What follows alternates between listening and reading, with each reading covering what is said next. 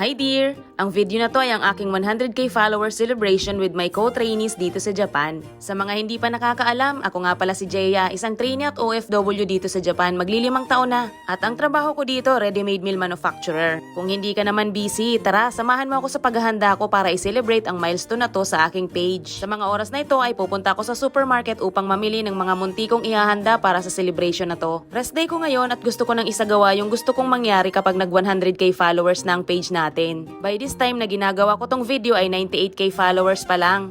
Pero nag-manifest na ako na magwa 100k followers na tong page. At sa mga susunod na araw, pagkatapos ng rest day na to ay magiging busy na, kaya gusto kong isagawa na ngayon yung pangarap kong celebration kapag nag 100k followers na. Pangarap kong magpa-boodle fight kasama yung mga co-trainees ko pag nag 100k na. Pagka uwi ko nga galing sa pamimili ay sobra na ako naging busy dahil sinimulan ko na ngang magluto. Napakaswerte ko naman sa araw na to dahil ako lang yung nagluluto, kaya naman 4 na kalan yung ginagamit ko.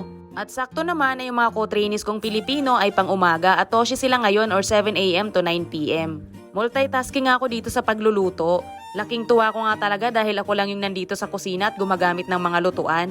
Sabay-sabay ko ngang niluluto yung nilagang okra, yung sinigang at yung adobo. At sa kabilang kala naman ay pinapainit ko na yung isang kawali para magprito ng talong. At sobrang ganado nga ako magluto dito. Pagkatapos ng siguro mga 2 oras ko na pagluluto, natapos ko nang gawin lahat ng gusto kong lutuin. Kaya naman pagkatapos kong magluto ay isinet up ko na itong lamesa na paglalagyan ko ng aming mga pagkain. Hindi nga pala uso dito sa Japan ang dahon ng saging, kaya naman yung ginamit ko ay itong cling wrap na lang. At sinimulan ko nang ihanda yung aming mga kakainin. Nagsuot pa nga ako ng gloves at face mask habang naghahanda ng aming mga kakainin. Naisip ko ngang buuhin yung 100k gamit yung kanin. Tapos nagluto nga rin pala ako ng pansit at yun ang pangalawa kong inilagay at sinunod ko na rin yung mga ulam at iba pang mga pagkain. At habang ginagawa ko nga yung paghahanda na ito ay masaya yung puso ko. Hindi ko nga akalain na umabot na sa 100k followers ang nakafollow sa aking Jeya Dear page. At eto na nga pala yung final outcome ng aming mga kakainin para sa boodle fight na ito. Ito lang yata yung boodle fight na may handang sinigang.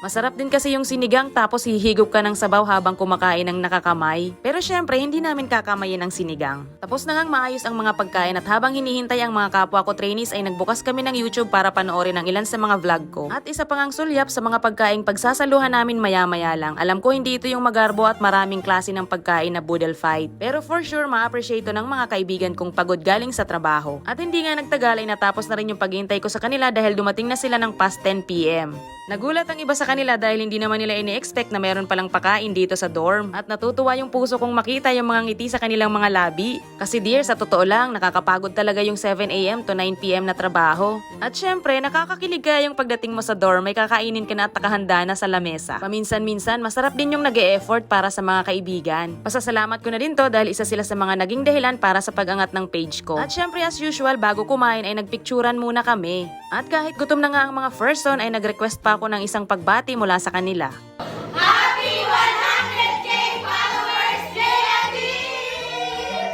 Ang pinakauna kong million views dito sa page ay ang pagdating nila dito sa dorm, kaya sobrang grateful din ako sa kanila.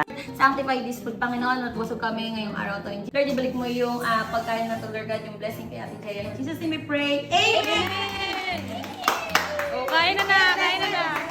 At pagkatapos nga naming manalangin ay nagsimula na kaming kumain. Alam ko naman na pagod na tong mga to at gutom na kaya birahin na yung mga pagkain na inihanda ko. Dear, ma-share ko lang, nagtatrabaho kaming lahat sa Asahi Wellness Food Corporation. Pare-parehas kaming mga ready-made meal manufacturer pero hindi kami pare-parehas ng section na pinagtatrabahuhan. Meron dito sa amin naka-assign sa kusina, merong sa assembly area, merong sa cutting area, at meron din sa receiving ng mga fresh gulay, isda at karne. Ang ginagawa nga pala namin sa Asahi ay mga obento. At meron din kaming osechi. Itong mga ginagawa namin ay mga ready-made meal. At ang agency namin sa Pilipinas ay ang YWA Human Resource Corporation na matatagpuan sa Paco, Maynila. Iisa lang po kami ng agency sa Pilipinas at iisa lang din kami ng agency dito sa Japan. Dito nga pala sa dorm namin, marami kaming magkakasama. Meron din kaming kasamang mga ibang lahi, kagaya ng mga taga Myanmar at meron ding mga taga Vietnam. At dito sa dorm ay may mga kasama kami sa aming mga kwarto. May ibang 4 na magkakasama at may iba namang 6 na magkakasama. Napahaba na pala yung aking kwento, hindi pa ako nagpapasalamat sa iyo, dear. Taos puso akong nagpapasalamat sa iyo sa pagpindot mo ng follow button at sa pagsuporta mo dito sa aking munting page. Hindi man naging madali ang pag-abot ng 100k followers pero sobrang worth it naman. Minsan napapaisip ako, mga taga-saan kaya yung aking mga followers? Taga-saan ka ba, dear?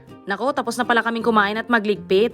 Parang kailan lang 300 followers pa lang pero ngayon 100k followers na. Thank you so much at salamat sa panonood!